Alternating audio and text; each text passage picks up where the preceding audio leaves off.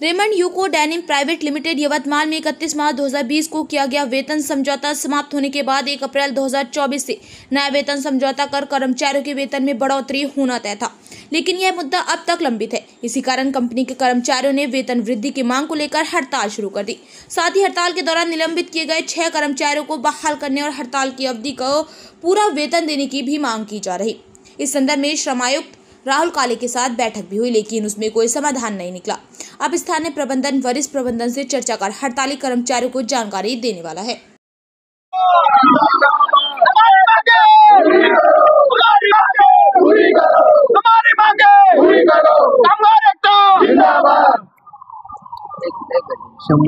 मी सर्व Raymond UCO denim private limited Yavatmal येथील सर्व कामगार आहोत आणि आमचा जो वेतनाचा करार आहे तो 1 एप्रिल 2024 पासून प्रलंबित आहे। जवळपास 16 महिने पूर्ण होत आलेले आहे आणि याच्यासाठी आमची जी प्रातिनिधिक संघटना आहे रेमंड कामगार संघ आणि व्यवस्थापनासोबत त्यांची चर्चा सुरू होती, पण आतापर्यंत काहीही तोडगा निघालेला नाही आहे। त्याच्यामुळे सर्व कामगारांचा आक्रोश आहे आणि या आक्रोशामुळे 21 जुलैला संप पुकारण्यात आला आणि हा जो संप आहे हा कोणत्याही विरोधी पक्षाच्या संघटनेने पुकारलेला नाही आहे। हा कामगारातर्फे आक्रोशामुळे घडलेला हा संप आहे।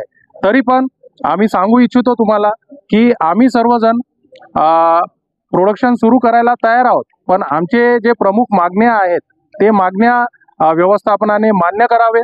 विशेष म्हणजे जे पहिली मागणी आहे, मागच्या करारामध्ये 7,250 रुपये आम्हाला वाढीव वेतन देण्यात आलेला होता।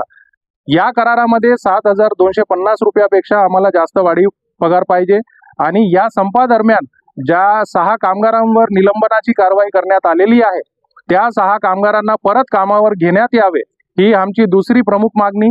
आणि संपाचा जो कालावधी झालेला आहे, आज जवळपास 5वा दिवस आज सुरू आहे, या संपाच्या कालावधीचा आम्हाला पगार पण देण्यात यावा, ही आमची हे असले आमचे 3 प्रमुख मागण्या आहेत। आणि एक महत्त्वाची गोष्ट मी सांगू इच्छितो की यवतमाळ जिल्हा हा जो आहे जिल्हा जो आहे इथं कोणतेही मोठे उद्योग नाही आहे। रेमंड ही सर्वात मोठी इथं फॅक्टरी आहे आणि या फॅक्टरीमध्ये जवळपास permanent worker, junior staff, senior staff आणि कॉन्ट्रॅक्ट लेबर पकडून जवळपास 3,000 लोक डायरेक्टली इथं एम्प्लॉईड आहेत आणि त्यांच्यावर अवलंबून त्यांचे परिवार आहेत आणि यवतमाळची जे बाजारपेठ आहे ते पण पूर्ण रेमंडवर अवलंबून आहे। म्हणून जवळपास 25,000 ते 30,000 लोक या कंपनीवर अवलंबून आहे। याचे गांभीर्य लक्षात